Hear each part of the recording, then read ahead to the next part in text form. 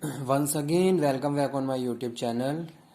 Today we will discuss in international trade problem or difficulties of international business. ठीक है?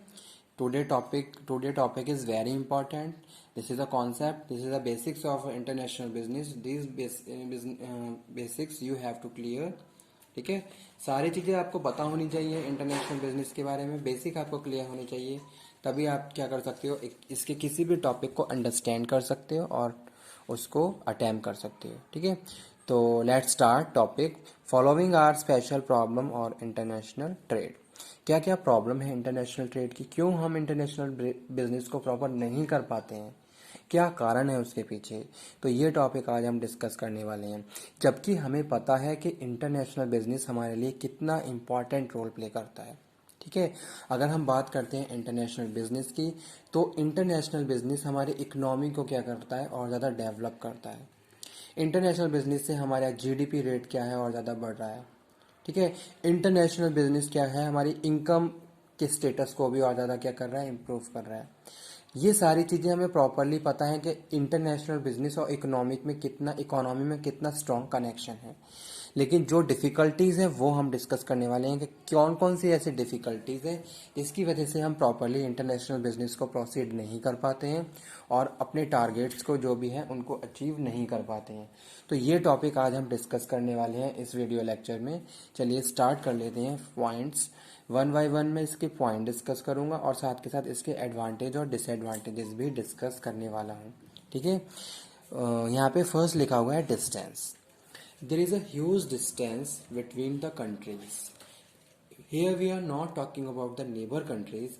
We are talking about that countries which has a huge distance with India. ठीक है, तो उस case में क्या है, इंटरनेशनल बिजनेस में थोड़ी सी प्रॉब्लम्स आ जाती हैं।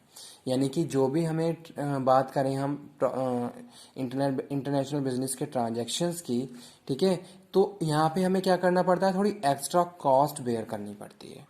एक ट्रांसपोर्टेशन कॉस्ट यहाँ पे क्या हो जाती है, बढ़ जाती है, जो एक प्रॉब्लम है किसके लिए, इंटरनेशनल बिजनेस में।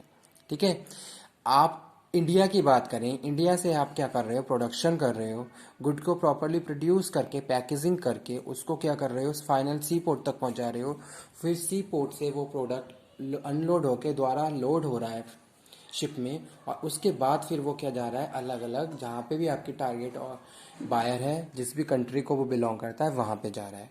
ठीक है, तो इस केस में क्या है, एक बड़ी डिस्टेंस की वजह से क्या है, बहुत सारी प्रॉब्लम्स आ जाती हैं। आपका जो वर्किंग लोड है वो बढ़ जाता है, आपका डॉक्यूमेंटेशन बढ़ जाता है और आपको थोड़ी एक्स्ट्रा कॉस्ट भी बेयर करनी पड़ती है। ठीक है, तो वो क्या है, एक बड़ा एक मेजर प्रॉब्लम है किसमें, इंटरनेशनल बिजनेस में। ठीक है, नेक्स्ट हम यहाँ पे बात कर रहे हैं किसकी, different language different cultures also a very big problem of international business. If we are doing business to other country, that time we have to adopt the culture of that country also. Okay, so this is the reason there is a discrimination in the language and culture of the countries. We have to know, we have to aware. तो इसमें क्या है, time भी consume हो जाता है और थोड़ा हमें कॉस्ट भी बेयर करना पड़ता है। ठीक है, जैसे सपोज आपने एक कंसल्टेंट को हायर किया या फिर आपने एक लैंग्वेज एक्सचेंजर को हायर कर रहे हो, अगर सडन आपको कोई इमिडिएटली कोई टास्क पूरा करना है, तो ये सारी चीज़ें भी क्या है, एक प्रॉब्लम क्रिएट करती हैं इंटरनेशनल बिजनेस में। यानी कि डिफरेंट लैंग्वेज, अब इंडिया की लैंग्वेज क्या है, डिफरेंट है, दूसरी कंट्रीज की लैंग्वेज डिफरेंट है, तो जो भी कनेक्टेड एम्प्लॉयज़ हैं जो इन सारी चीज़ों को प्रोसीड कर रहे हैं उनको प्रॉब्लम क्रिएट हो सकती है। नेक्स्ट लिखा हुआ है रिस्क इन ट्रांजिट। ठीक है, यानी कि यहाँ पे हमें रिस्क भी बेयर करना पड़ता है। आप कोई भी सामान प्रोड्यूस करके दूसरे देशों में पहुंचा रहे हो, तो जब तक फाइनल डेस्टिनेशन तक वो सामान सेफली नहीं पहुंचता तब तक आपके पास प्रॉपर रिस्क है। ठीक है, वो अगर इस तरीके से कुछ भी हो जाता है तो वो सारा रिस्क आपको ही बेयर करना पड़ता है। इंटेंस कंपटीशन, जी हाँ इंटेंस कंपटीशन है। आपको कंपटीशन में compete करने के लिए, अपने राइवल को compete करने के लिए, प्रॉपरली मार्केट में स्टैंड होने के लिए नए नए इनोवेटिव आइडियाज़ के साथ और इनोवेटिव प्रोडक्ट के साथ मार्केट में स्टैंड होना पड़ता है। तो ये भी क्या एक बड़ी प्रॉब्लम है। Varieties of goods and services are available in the international market, so due to this reason you have to time you have to modify your product, ताकि आपका प्रोडक्ट लॉन्ग टाइम तक इंटरनेशनल मार्केट में stand कर पाए। Second thing, you have to produce the product according to international market. International market में जो भी quality चाहिए उसके हिसाब से, इसमें आप क्या करते हो, अपनी प्रोडक्शन एफिशिएंसी को भी बढ़ाते हो, जो भी रिक्वायर्ड रिसोर्सेज हैं उनको भी आप यूज करते हो। तो ये भी क्या है एक प्रॉब्लम है उन कंट्रीज के लिए जहां पे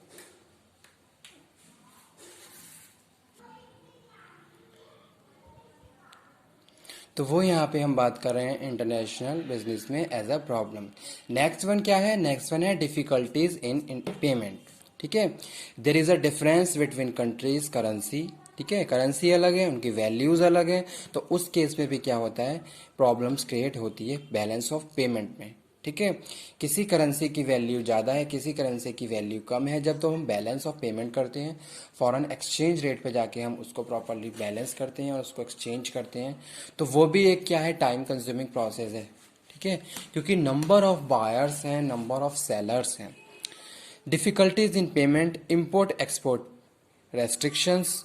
ठीक है, इंटर जो कि क्या है एक बहुत बड़ा एक मेजर प्रॉब्लम है किसमें, इंटरनेशनल बिजनेस में। क्या है, इम्पोर्ट एक्सपोर्ट पार्ट रेस्ट्रिक्शंस। जैसे कि यहाँ पे हम बात कर रहे हैं टैरिफ, कोटास। ठीक है, ड्यूटीज यू हैव टू पे, एक्साइज जैसे बात करते हैं ना एक्साइज ड्यूटीज की, उसी तरीके से हम इंटरनेशनल बिजनेस में बात करते हैं टैरिफ और कोटास की, एक्सपोर्ट इंपोर्ट पे लगाए जाते हैं। तो एक तरीके से ये टैक्सेस भी हमें क्या करने पड़ते हैं, बेयर करने पड़ते हैं। तो ये भी क्या है एक प्रॉब्लम है इंटरनेशनल बिजनेस में। अगर आप किसी सामान को दूसरे देशों से मंगवा रहे हो तो आपको एक्स्ट्रा टैक्स पे करना पड़ेगा, बहुत सारी प्रॉब्लम्स वहाँ पे होती हैं। ठीक है, तो इस तरीके से, और एक तरीके से जो डॉक्यूमेंटेशन है वो भी क्या है एक मेजर प्रॉब्लम है। आपको टाइम टू टाइम डॉक्यूमेंट्स को रिन्यू करवाना होगा। ट्रांसपोर्ट एंड कम्युनिकेशन एकदम आपका एकदम स्ट्रांग होना चाहिए, हेल्दी होना चाहिए। ऐसा नहीं है कि आपका जो प्रोडक्शन जो भी आपका फिनिश गुड है बस इस वजह से रुका हुआ है कि आपके पास प्रॉपर ट्रांसपोर्टेशन की फैसिलिटी नहीं है। ठीक है, बायर को टाइम पे अपना ऑर्डर चाहिए, उसी के लिए आपको पहले से उस चीज़ के लिए रेडी होना पड़ेगा। आपको प्रॉपर ट्रांसपोर्टेशन यानी कि जो भी आपके कंटेनर वगैरह हैं वो आपको हायर करने पड़ेंगे। लेकिन कभी कभी क्या होता है, ये एक प्रॉब्लम क्रिएट हो जाती है जब आपका प्रॉपरली ट्रांजैक्शन कंप्लीट नहीं हो पाता है टाइम से। ठीक है, तो वो यहाँ पे हम बात कर रहे हैं lack of information about international trader, या फिर कोई ऐसा ट्रेडर जिसके पास इंफॉर्मेशन नहीं है। जैसे कि सपोज हम बात करें इंटरनेशनल बिजनेस की, तो जब हम इंटरनेशनल बिजनेस में इन्वॉल्व होते हैं तो हमें बहुत सारे डॉक्यूमेंटेशन, बहुत सारी ड्यूटीज, बहुत सारे पेमेंट्स, बहुत सारे फी डिपॉजिट करनी होती है। ठीक है, तो वो सारी चीज़ें हमें पता होनी चाहिए। गवर्नमेंट ने जो भी हमारे लिए रूल्स एंड रेगुलेशन बनाए हुए हैं उन रूल्स एंड रेगुलेशन को फॉलो करते हुए हमें क्या करना है, अपने बिजनेस को प्रोसीड करना है। जैसे सपोज आप फैक्ट्री चला रहे हो, फैक्ट्री चलाने के लिए आपको क्या करना पड़ेगा, factory act 1948, ESI act, provident fund act, यानी कि जितने भी एक्ट हैं उन सभी के प्रोविजंस को फॉलो करना होगा। ठीक है, तभी आप क्या कर सकते हो, अपनी फैक्ट्री को प्रॉपरली रन कर सकते हो। अदरवाइज अगर कोई भी डिफॉल्ट निकलता है तो उस केस में आपका लाइसेंस कैंसिल हो सकता है। तो इन सारी चीज़ों से हमें प्रॉपरली अवेयर होना चाहिए। ठीक है, तो ये हम बात कर रहे थे इसमें इंटरनेशनल बिजनेस में प्रॉब्लम्स और डिफिकल्टीज ऑफ इंटरनेशनल बिजनेस। ठीक है, ये लेक्चर मैं आज यहीं पे फिनिश करता हूँ। नेक्स्ट लेक्चर में मैं आपको बताऊंगा इसी लेक्चर को कंटिन्यू करते हुए कि इसके क्या एडवांटेजेस होते हैं और इसके क्या डिसएडवांटेजेस होते हैं। ठीक है, so thank you very much आज के लिए। कोई भी प्रॉब्लम है आप लोगों को तो आप प्लीज़ मुझे डिस्कस कर दीजिए, मुझे कन्वे कर दीजिए।